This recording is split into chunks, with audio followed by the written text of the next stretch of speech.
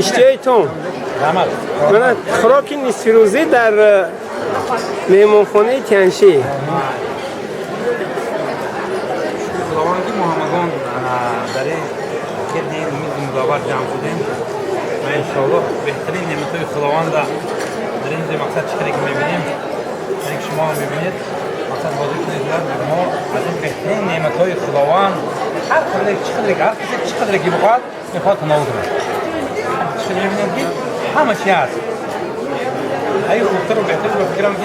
دیگه نیست همه چی هست در اینجا برای همینم هر یک برادرای ما هر یک کارگرای ما هر یک رفیقای ما آمدن مقصد شهری وقتی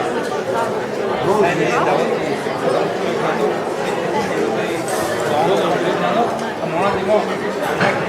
یک مداور که ما خصوصا یک باید در یک همه جا یک منگولا همه جنشتی یک گرفهمی و یک شروعی آسودگی برده اما تو نیشتیتان